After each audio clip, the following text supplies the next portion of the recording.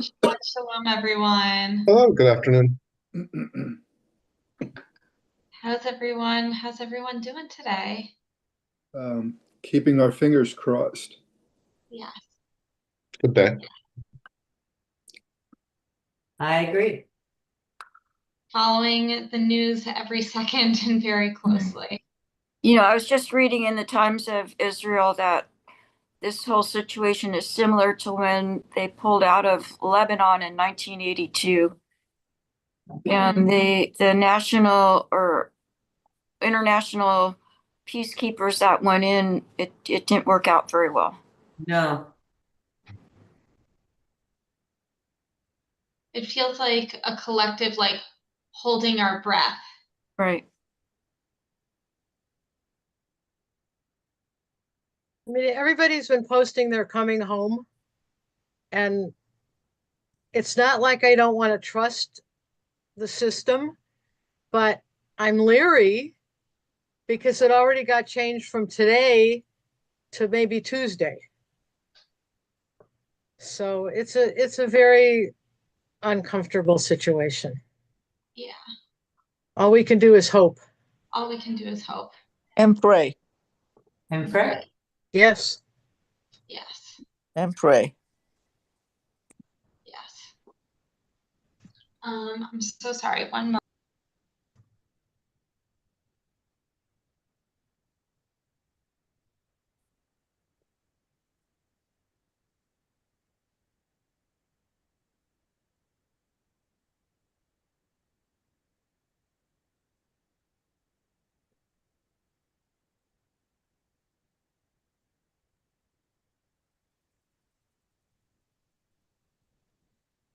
Just as a sidebar, we've been watching a series on Paramount Worse Plus. off now than I was when we were running around. I'm just Douglas, you're on oh, here. Okay. Yeah. I was going to mention there's a series called Red Alert, and it's a docudrama about October the 7th on Paramount Plus. It's quite good. I mean, pretty strong and horrific, but it's a good series. What is it called? Ben? Red Alert, and Red it's Alert. on Okay. Paramount Plus. Okay. I think it's just you. 4 episodes, but it's sort of this human side. The Netflix, Benjamin? Paramount Plus. Paramount Plus. Thank you. And as we continue to check the news and pray and hope and hold our breath, we also have an opportunity to study Torah together. And I feel lucky that I get to be with you all 2 weeks in a row this week. And wishing everybody also a Moadim L'Simcha, this Sukkot Shabbat that we are approaching. So our Torah study for this week isn't following chronologically where we left off last week because we have a special Torah reading for Sukkot. So before we get into the text, let's begin with our own blessing, our own prayer, and that's the blessing for studying Torah together, which we will say together. Baruch atah Adonai Elohim melech haolam asher kiddushanu b'mitzvotav v'tzivanu la'asot b'divrei Torah. So this week for Shabbat, the Torah reading comes from the book of Exodus. It's Parshat Ki Tisa, which is the Parsha of the golden calf. But the specific part of the Parsha that we read on Shabbat this week comes right after the golden calf episode. So we're not actually reading about that, we're reading about what comes immediately next. So that'll be a helpful context to us as we're looking at the text to know that that just came before.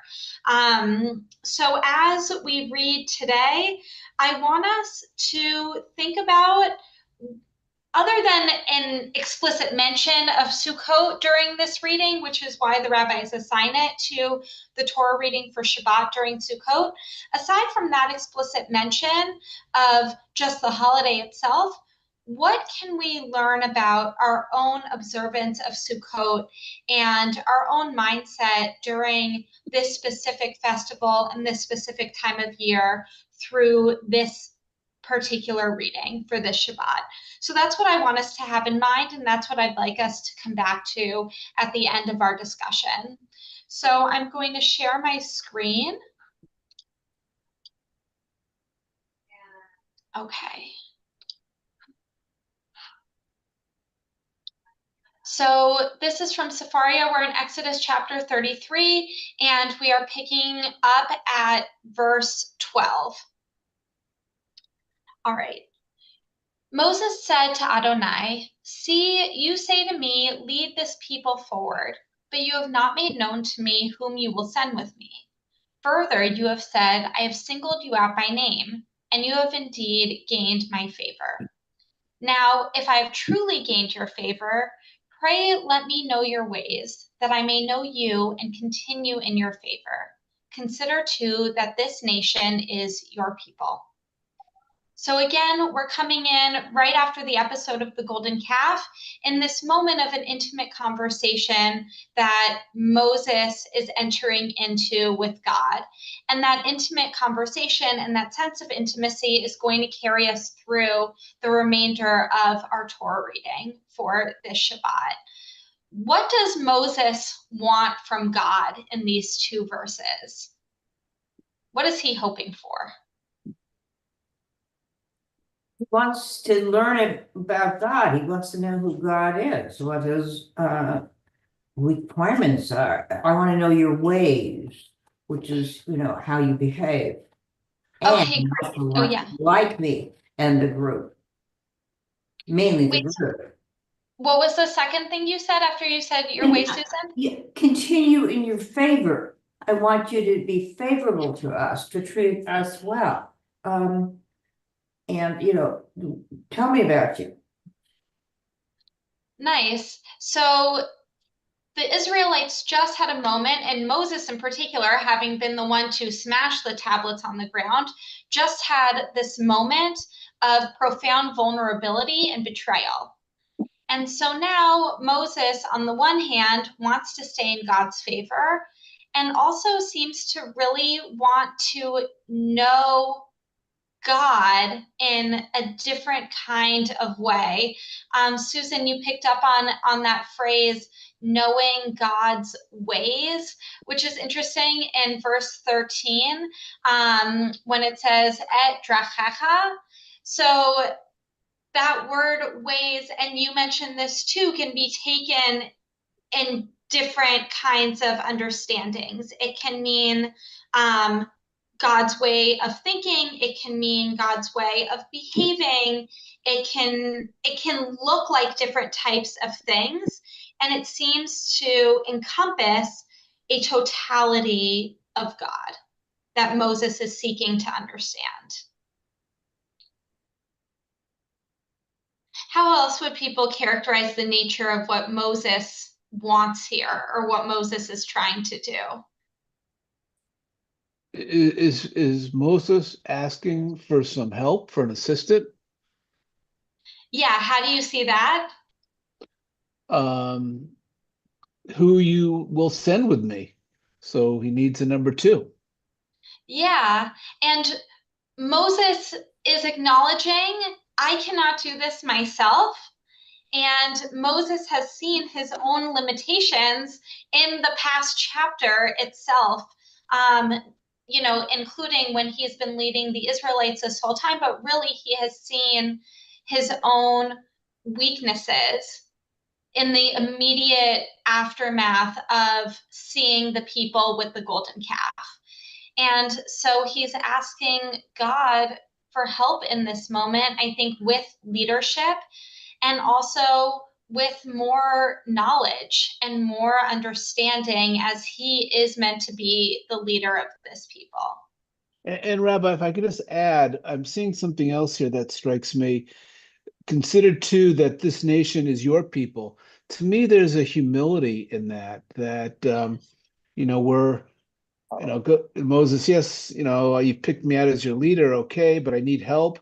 But, we're all in this together because God, these are, your people. This is us. Great. So he says, Ki amecha, like we are your people. And that's something that we also repeated. If anybody remembers in the Yom Kippur liturgy, when we recited the piyut, the liturgical poem, Ki anu amecha, we are your people, God. So this is a word that we still repeat today to appeal to God and also to reflect our own humility. And Benjamin, I think you're right that Moses is really showing his own humility here. And I think as he should, if I had just been through the episode he had been through, I think Moses's humility in this moment is very appropriate. And I want us to pick up on that theme of his humility as we keep reading, because I think we'll see it in new ways. Brad, go ahead. Yeah, Rabbi, this is not meant to be a pun, but the word ways, your ways, I'm thinking of Waze, the app that we all use in our cars to get around. And is he asking God to tell me what the route is that we're going to be following? And God responds, I will go in the lead. In other words, he's not going to tell them what the road is. He's just going to lead them. Nice. So, and Brad, that is picking up on the Hebrew derech, which in Hebrew can also mean like a road. Like many of the roads in Israel are called derech, like how we say road or street or boulevard or whatever it is. And so I think that reading also points to the Hebrew meaning of that word in a different kind of literal way, knowing that the Israelites are still towards the very beginning of their journey. And Moses is now expected to lead them to the promised land. And I think you're right that he's saying here, like, help me know the literal way to go and how to get there and how to take our people, your people, my people from point A to point B. I love that reading. That's beautiful. And I sorry to interrupt, Rabbi, but it's also, we should note that Waze is or was an Israeli company purchased by Google for over $1 billion. So, this all, the Torah speaks to us in many ways. Rarely do we get a comment that has like a perfect bow on it. That's too perfect. Okay, let's keep reading. So we are picking up at verse 14. And God responds to Moses saying, I will go in the lead and will lighten your burden. And he replied, unless you go in the lead, do not make us leave this place. For how shall it be known that your people have gained your favor unless you go with us, so that we may be distinguished, your people and I, from every people on the face of the earth? Okay, so now Moses is adding a new layer to what he wants from God. What is the new layer that he has added as he's continuing this conversation? I think he's appealing to God's, I don't want to say vanity, but how he will appear to other nations, other people in the world. You're not going to get credit, God, unless you stay with us. Which is a little bit like what we saw with the plagues and how God was responding to the plagues and God responding to freeing the Israelites, of using that as a way of lifting up and like glorifying God, to use the language of the Torah, and Moses sort of trying to continue that even more.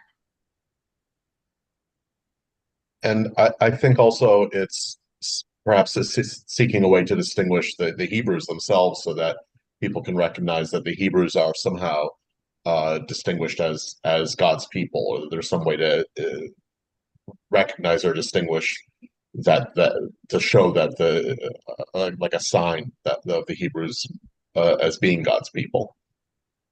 Nice. So there seems to be a reassurance here also that Moses wants, that even though the Israelites committed the worst betrayal possible, that they are still distinct to God. They are still distinctly God's people. And this is core to the Jewish idea of chosenness, not as being better than any other people, but rather as having a different kind of relationship with God, a different kind of purpose. And that distinguishing factor for this group, which I imagine the people also felt like they wanted and needed that reassurance, knowing that they are still in relationship with God. There's still something for God, that God wants to tie God's self to them on this journey.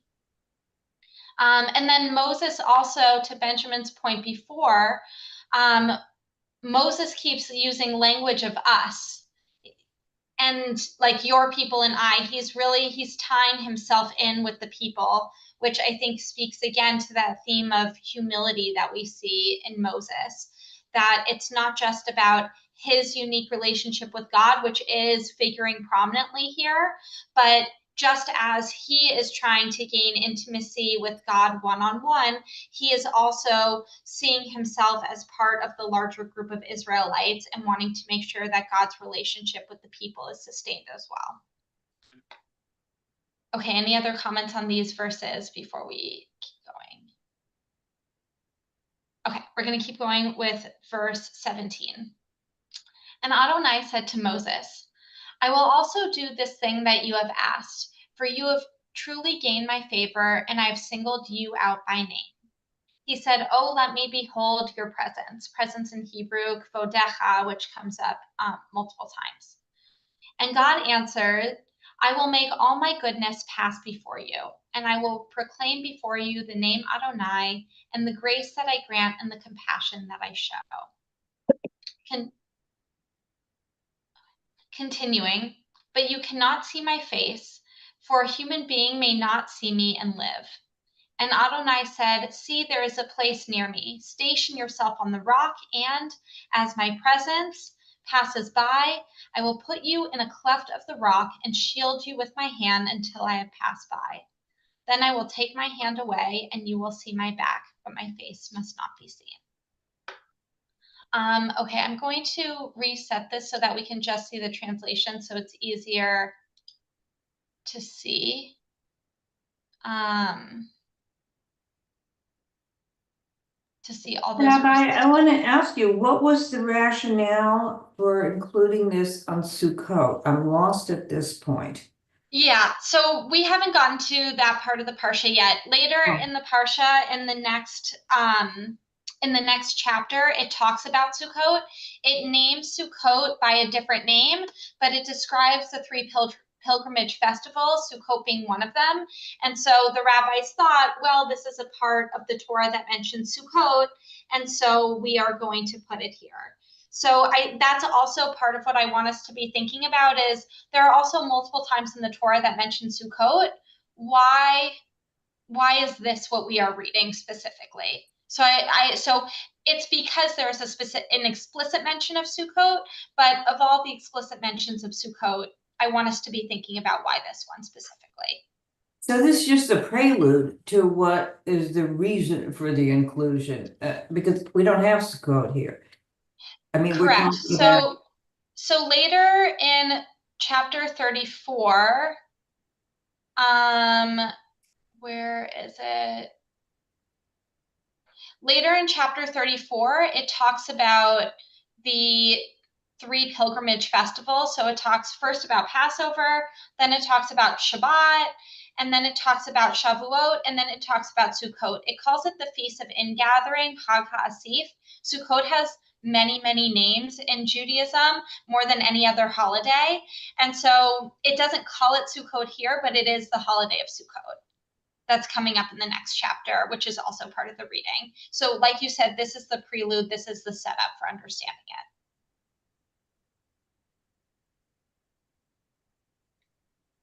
Well, I'm looking ahead. Yeah. To 34 now, where you had said that, and here is where God his attributes are listed. So Yes. is that the deal? Beforehand, what we just read was Moses was asking him about this. And then the next thing is that God does tell, so, or reveal some of his attributes. Yes. Okay. And I think it's not a coincidence. Wait, let's wait to get there because I think that's a big piece of this. So let's first finish up chapter 33, and then when we get to chapter 34, let's bring that up again. Okay. For chapter 33, the reason why I think this is an important part of the setup is because this intimacy between Moses and God and what is and is not allowed, I think is also an interesting part of the holiday of Sukkot. That in the Sukkah, we are at one with nature, we are feeling what is around us in a different kind of a way, in a vulnerable way, and also in a semi-protected way. And so it lends itself to, I think, a different kind of encounter with God as we have a different type of encounter with nature. And so, how would you characterize this encounter with God that Moses has? There's some physical nature to it, and also there's a barrier at the same time. What do people make of this encounter with God that Moses has? Well, the face is what people see and judge other people by or relate to. Or you don't, when you talk to, you don't talk, it's a personal thing. You don't talk to someone's back or feel like that's a conversation. On the other hand, this is God. And one can only the back see God's action in the world, what has passed, what God has done. So we can look at it that way. And in the rock, stationing that a rock, isn't God also referred to as a tzur, a rock of strength and stability and eternity and the like. So Moses, that's interesting, is placed there, is asked to stand there. And then you can just see what my effects are on the world, the back, what has transpired, but you can't see the beginning. But then it might also, I'm just thinking aloud, have to do with a year, a share, a year, I will be what I will be. I was what I was, which is somewhat enigmatic, but also not revealing specifically. So Nice. And I like that bringing back a yeah, Asher, a yeah, I will be what I will be, the name God gives to God's self at the burning bush to Moses. And with the back, almost like God is moving and there's a fluidity and I think also like a momentum to that. And that, like you said, maybe it's that we can understand the impact that God has after it has happened. Okay, I see a bunch of hands up. And Rebecca, I also saw you put your hand up at the beginning. Did you want to say something? I was just going to say in another Torah study, I wrote down the word strength because just our backs are strong. So where our faces show more emotion, and perhaps the back is representative of the strength of God. Nice. I'm even thinking of the imagery of the lulav, and the rabbis say that the palm of the lulav represents the spine and like the courage. And so maybe God wants to show that like strength, that courageous aspect of God's self, as Moses is asking God, to accompany him as in leading the people, that Moses needs somebody like straight and strong and courageous as that partner. Yeah. Brad, Benjamin, and Jonathan, and then Jonathan. Rabbi, there's a 20th century philosopher known as the philosopher of the face, Levinas, Levinas. And he says when you look at someone's face, you're exposed to their vulnerabilities, and that causes you to have an ethical response then to them. And it evokes a sense of justice when you see their face. So this is interesting because I think what this passage is saying is God doesn't want us to look at his face. He wants us to look at each other's face, and to have that Muchísimas relationship gracias. that Levinas talks about in his writing. I love that. So by wanting to see God's face and God saying no, it's almost as if God is saying, if you want to see my face, you're missing the point. You can see my face in one another. Mm-hmm. Nice. Benjamin, and then Jonathan, and then Penina, I see you. Well, those are some tough acts to follow with comments, but just to, when Susan was speaking, it made me think of, Moses could have, or God and Moses could have set Moses up as sort of a junior God, God-like, but he's not really being set up that way. God is separate. God is this force, this entity. Moses is a mortal, a human, and I think he's just, maybe it's back to the humility that Moses is just a regular guy. Maybe he's on this mission, but he's nothing that special. I mean, special, of course, but not a god. And that reinforces a major theological theme of the Torah and of these particular chapters when we are right in this moment between the first set of 10 commandments, the first set of tablets, and the second set of tablets. And what is the primary thing on the tablets is you will have no other gods other than me. There is one God.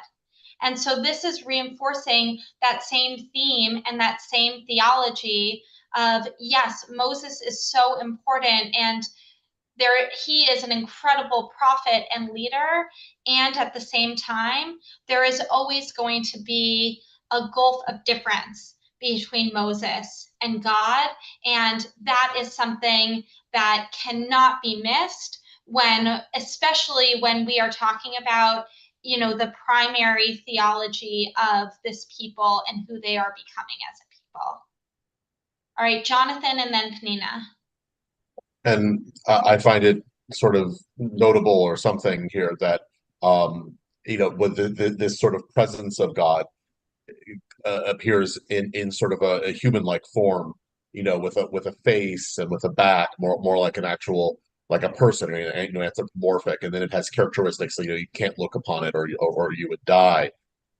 It's different more from other versions we often see where God is, even just earlier here, where he's just sort of talking or as sort of a voice from the heavens or a presence in the burning bush or something, but is more of this anthropomorphic being with these kinds of attributes that is sort of interesting to me to see God be presented in this kind of way that I think is often God does seem to show up in that kind of way, but many times in the Torah, I think God is more of this sort of abstract kind of presence.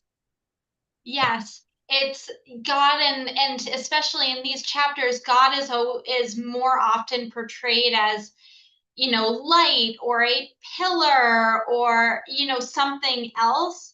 And like you're saying, this anthropomorphization of God is very rare. And Rambam Maimonides talks about it as just sort of like humans trying to wrap their heads around this experience of God that is otherworldly. And I think also sort of speaks to like what Moses wants and needs in this moment of like feeling this closeness and oneness and similarity and still not having that. Penina, go ahead. Can you hear me? Yes. Okay. I think we're talking about Moses here and God from like an abstract presence, but this is not exactly what I think. I think that the whole Parsha is about. I think it's what the beginning of the existence of God was the promise to Abraham to inhabit the land. So they're about to enter, and God is about to fulfill this.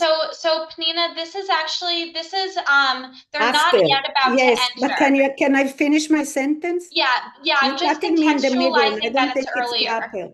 Can I please finish my sentence? Yeah, go ahead. Okay, without you interrupting me, please? Go Okay, ahead. you may agree with me or not, but at least let me finish. Okay, thank you. I think it's a fulfillment of a promise. Now, how the existence will be, it's supposed to be according to the Ten Commandments. This is the tie with Moses. It's to fulfill it, but in an orderly manner. All the Ten Commandments is a way of life. If they're not going to live it that way, they're not going to be able to exist. They're supposed to be rules following existence of a nation on earth, and any nation, with any people. It's the consideration of the other person. The Ten Commandments was a frame to show them how to fulfill this promise. Now they're about to come in, and they're supposed to remember wherever it is that the plan was, even if Moses is not there, because it was a package deal. Yeah, no, Panina, I understand. That's not Yeah, I that's not want the to part of connect the it to Torah we're Sukkot. looking at. I would So I like to just want to connect it make to sure that we Sukkot. can move on. So I'm so sorry. I just want to make sure that we can stay in the Parsha because I want to I make am sure not we get done. to the part about Sukkot. Yes. I just want to make sure we can get to the part about Sukkot because I know that we only have a limited time left, and we're in a different part of the Torah right now than we were normally talking about last week. So again, the context of this is actually at the very beginning of the Israelites' journey. So they're still 40 years away from entering the promised land. Okay, the one other thing I wanted to mention with this piece before we get closer to the piece about Sukkot and why we are reading this today is that this moment of God's presence passing by Moses is reminiscent of a passage earlier in the Torah in the book of Genesis when God's presence passes by Abraham in what's called Brit Bein HaBetarim, that Abraham sets up these sacrifices in 2 rows and God's presence passes through. And so we also are seeing the Torah giving us this link from Abraham and now to Moses. And I think that's also an interesting piece here that as God, in the Brit Bein HaBetarim in Genesis, God is renewing this covenant with Abraham that God has promised. And now here in this context, we also have a renewal of a covenant. And again, all the more so after an episode of betrayal by the Israelites, after an episode of betrayal by Moses, I think having that link from Abraham to Moses feels even more significant. And I think that's easy to miss because it's not explicit and just one of those things that like you have to close read in the Torah and that I wanted to mention. My God. Oh, okay. My God. So, Rabbi, yeah, just to Susan. clarify, and thank you for moving on. It harks back to the covenant with Abraham, a renewal of it here with Moses. Is that what you're saying? So I think the language is similar and the imagery is very similar. It's not explicitly saying that this, like Moses, you should now remember the covenant with Abraham that happened. But I think as readers, we are meant to see this experience with Moses and remember what happened earlier with Abraham and know that when God did this with Abraham, God was in the process of renewing a covenant. And so too, when we read this piece with Moses, we see this through the lens of God as renewing a covenant here too. Okay, so it's historical memory that we're projecting forward to this. Yes. Is that what you're saying? Okay, thank you. Yes, yes. And also like the Torah's way of showing how God renews a covenant with a prophet. And it happens again later in Jeremiah. So it happens 3 times, which is interesting. Okay, chapter 34. We're almost there. We're almost there. We're gonna skip a little bit too, but we're almost there. Okay, so finally we had a set of tablets. Now we have no tablets, and now we've got our second set of tablets is coming. Adonai said to Moses, "Carve 2 tablets of stone like the first, and I will inscribe upon the tablets the words that were on the first tablets, which you shattered. Be ready by morning, and in the morning come up to Mount Sinai and present yourself there to me on the top of the mountain. No one else shall come up with you, and no one else shall be seen anywhere on the mountain, neither shall the flocks and the herds graze at the foot of the mountain." So Moses carved 2 tablets of stone like the first, and early in the morning he went up on Mount Sinai as Adonai had commanded him, taking the 2 stone tablets with him. Adonai came down in a cloud and stood with him there, proclaiming the name of Adonai. Okay, I'm going to pause there before we get to the piece of liturgy that Susan brought up earlier. So Moses is getting a second set of tablets, and this is a very different scenario than when he got the first set. When he got the first set, the people were gathered, Aaron was with him, it was a whole scene. And he didn't even have the tablets until he got up the mountain. And this is different. God is saying to Moses, carve 2 tablets and then I will inscribe them. So this set is like this partnership now between God and Moses, whereas the first set of tablets was really just the creation of God. And now the second set is much more of a partnership between them.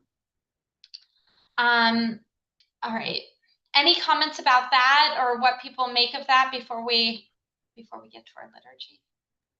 Yes, it's participation in that. It's not just a word coming on from high and this is it, but you're part of this agreement. You're doing some of the work of it. And that's, I think, been very important in our religion, that yes, that we participate.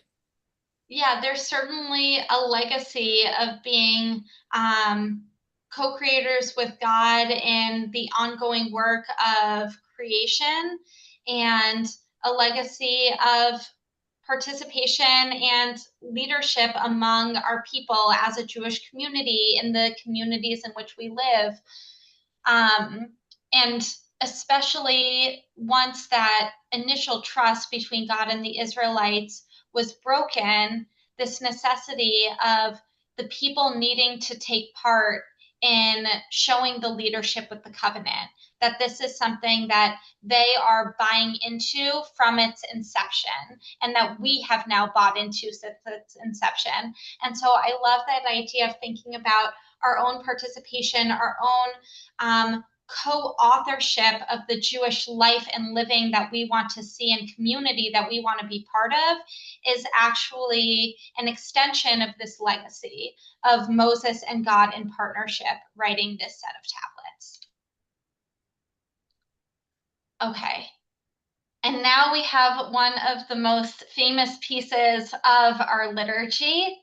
Adonai passed before him and proclaimed, "Adonai, Adonai, a God compassionate and gracious, slow to anger, abounding in kindness and faithfulness, extending kindness to the 1,000th generation, forgiving iniquity, transgression, and sin, yet not remitting all punishment, but visiting the iniquity of parents upon children and children's children, upon the 3rd and 4th generations."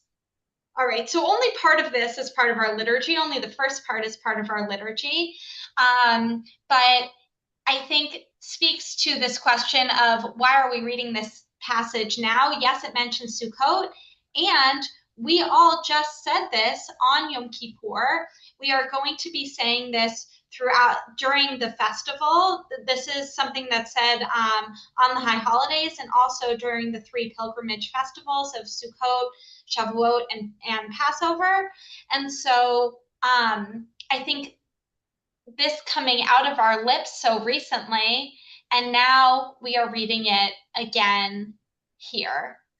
Why is this how God's self-description in this moment, and why is this important for us to read in this context so soon after the high holidays?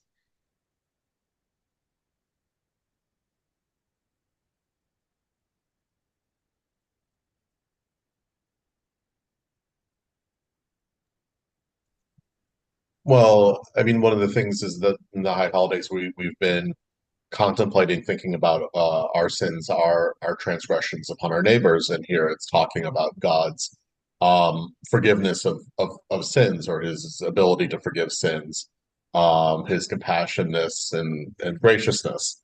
Although I hesitate that it seems it does feel that it's sort of undercut after saying, you know, that it does come back, you know, that it is good to say that, you know, he'll forgive for thousand generations, but only punish for 3 or 4 generations. But then again, in a human lifetime, being punished for 3 or 4 generations is just as bad as being forgiven, as good as being forgiven for 1,000, because we don't live for either of those. So, but still.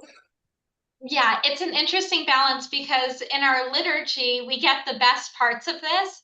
And then when we see it in the context of the Torah, it almost balances the scales a little bit in a different kind of a way. And it seems like, I mean, you know, such an intentional decision by the rabbis who compiled our liturgy to cut off the verse at a certain point to serve the theology for the moment and to serve the needs of the moment. If we also think about, Rashi says that the day when God forgave the people for the sin of the golden calf was on Yom Kippur. So theoretically, this moment is happening very soon after Yom Kippur. And that kind of lines up with our calendar too.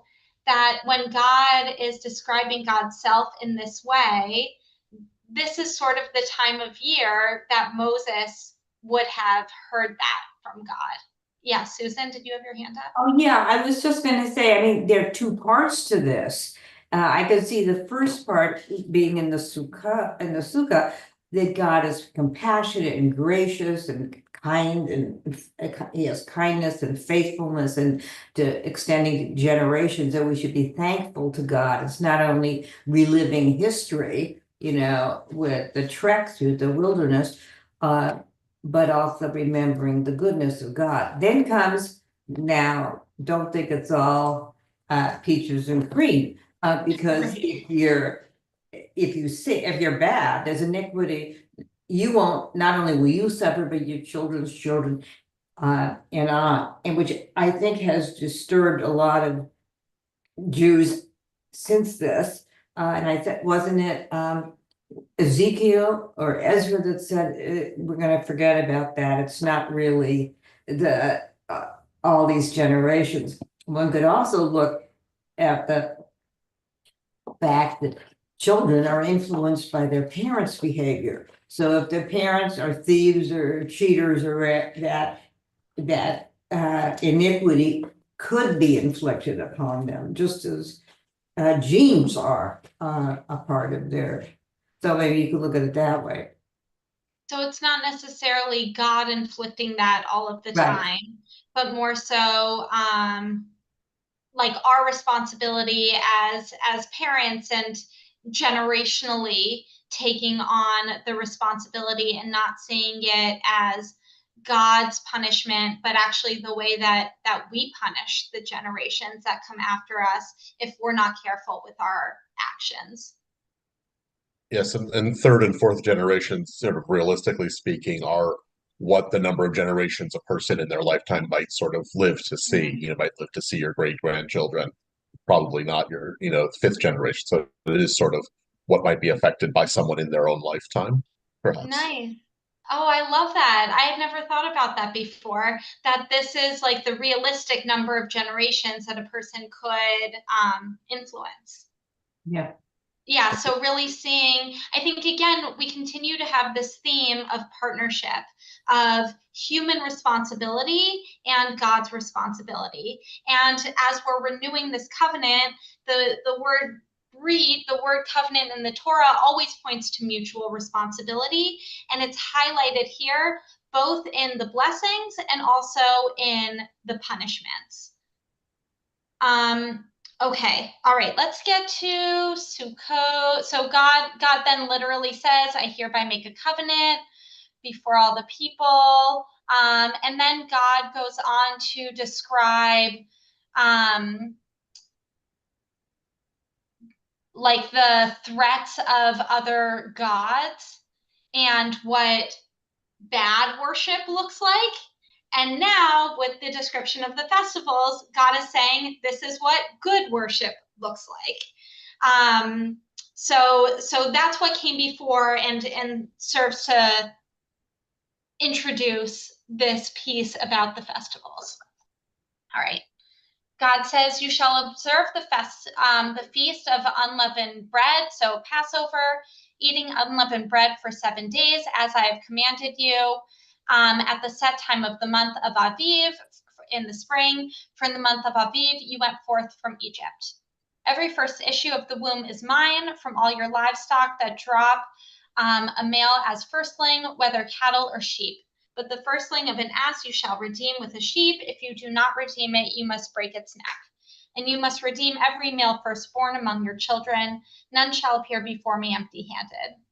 And now we have Shabbat, 6 days you shall work, but on the 7th day you shall cease from labor. You shall cease from labor even at plowing time and harvest time. You shall observe the Feast of Weeks, which is Shavuot, for the first fruits of the wheat harvest, and the Feast of Ingathering, which is Sukkot Hag HaAsif, at the turn of the year. So also remember in the Torah, we see it today too, that this month of Tishrei is the turn of the year, the beginning of the year. 3 times a year, all your males shall appear before the sovereign Adonai, the God of Israel. Okay. Of all things to include, right after a description of what bad worship looks like, right as a covenant is being renewed with the people, the new set of tablets is written. Why are we talking about the festivals and Shabbat here? We could be talking about anything.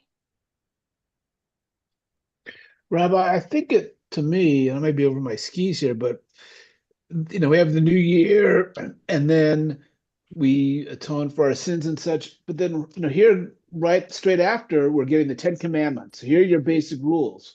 Here's other rules to live by. It's don't forget, this is what you got to do to live up to the covenant or whatever. I mean, it's just right. Timing is right there in your face after the new year. Nice. And I like how you said timing, because timing is key to the holidays. That like the timing is specific. It's like the rituals are specific and the timing is also specific that we have here, like the actual practices and when we do them. Rebecca, go ahead.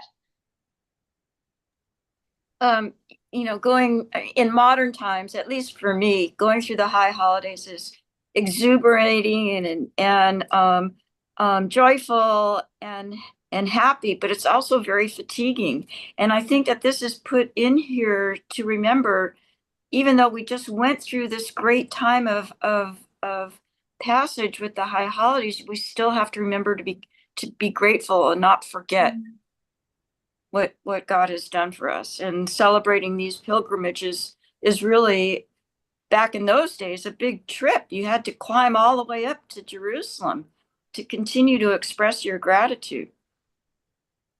And also the description of the first of your harvest, the first of your flock. This all takes effort. And right after the emotional, spiritual efforts of specifically of Yom Kippur, that right after that is a very different kind of effort being made. And I think just as God is renewing this covenant with the Israelites in this moment, it's our way of also renewing our covenant with God and showing through our own actions that we are committed. Susan, did I see Susan, then Jonathan, and then we're going to wrap up. So I had a question with this as well, and it comes back. The firstborn of every sheep and the cows, but they also say human firstborn. And I'm thinking here, so how do we, that, when I first started thinking about Judaism, I thought that's really horrible. You're supposed to sacrifice, I think Oh, now, it's not a sacrifice. no, it's dedication. Right. And there's a substitute because the Hebrews were surrounded by cultures that did sacrifice the firstborn. I mean, the Canaanites did, and to Moloch. So this is in a way a guard against that. Yeah. That you're substituting on that, and that's of course the whole thing with Abraham and Isaac. Nice. And again, reinforces this theme of God differentiating the Israelite people and their practices and their commitment to Adonai from the practices of those who are going to be immediately around them once they enter the promised land. Right. Great. Jonathan, go ahead. Yeah, and I think that's covers some of what I was going to say. I think this might be follow. Sorry, I cut out. Sorry. That this is maybe following the question of how can you distinguish us from other nations, or how can we be distinguished? Is that these are one of the ways of distinguishing the Hebrews is by what holidays we celebrate, what rituals, or what kind of daily practices, so that the Sabbath and the major holidays are such a way of distinguishing who we are, and I think which holidays you follow are such a big thing. And I think perhaps we see that a bit in American society, which we know which holidays are big, and as society becomes more secular, you see other holidays becoming like Halloween is so big, it seems, and becomes bigger these days. And I think that's because it's more of a secular kind of holiday that has become bigger in American society as a way of being sort of like an Americanized kind of secular holiday, to be, and so, but these are like these Hebrew holidays that we can recognize to sort of signal out who we are. Nice. And distinguish us as having a unique relationship with God, and can be an expression of that unique relationship with God. And I think reciprocating that God has given us these holidays, and now it's up to us to live them joyfully, especially the holiday of Sukkot. If anybody's at Resnick for services tonight, we're going to be talking about this, that Sukkot is called Chag and Zman Simchatenu, the season of our joy, the time of our joy. And so one of the ways that we continue to renew our covenant with God, we continue to renew our covenant with Judaism and express who we are as proud Jews, is through different times of year. That even when we have been at our lowest, which for the Israelites in the wilderness was at the golden calf, for us this year was on Yom Kippur, when we stripped ourselves bare and we just showed who we really are, even at our worst, and commit to being our best, that we continue that commitment, that we continue to enter into the covenant and renew that covenant with God. And that it's also not just one time a year, that we have the opportunity to do this over and over again, that the Jewish calendar doesn't end on Yom Kippur until next Rosh Hashanah, that we actually have these opportunities for renewal so often that we can enter into. Yeah, Brad, you get the last word. No, it's just a question, Rabbi, because I think it went over my head. I think you asked, why is this here in this passage? Yeah. And I'm not sure I heard the answer. And could you address that?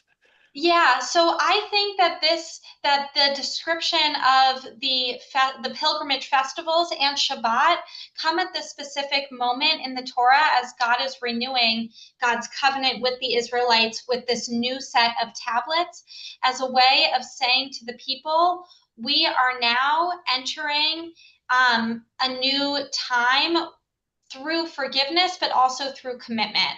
And one of the ways that we show commitment to one another is by God, have established these set days and rituals for the festivals.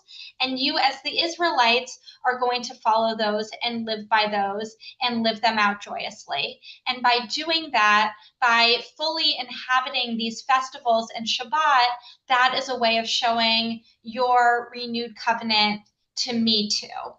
And so I hope that this Shabbat of Sukkot, in whatever way you are celebrating, you feel like you have an opportunity to like inhabit that renewed covenant. Yom Kippur is a hard day, and we find ourselves in this moment now in the Torah when there is hope, when we are emerging from darkness, God willing, in our world too, we are emerging from darkness. And just want to thank everybody for studying Torah together today. I always appreciate everyone's contributions and discussion and questions. So thank you. Wishing everybody a Moadim L'Simcha and a Shabbat Shalom. Thank you, Rabbi. Thank you, Thank Shabbat you Rabbi. so Thank you very much. much. It's Thanks, Rabbi. always Shabbat shalom. wonderful. Thank you. Thank Good to you, see everybody. everyone. Shabbat Shalom. Shabbat Shabbat shalom, everybody. Shalom. Bye-bye.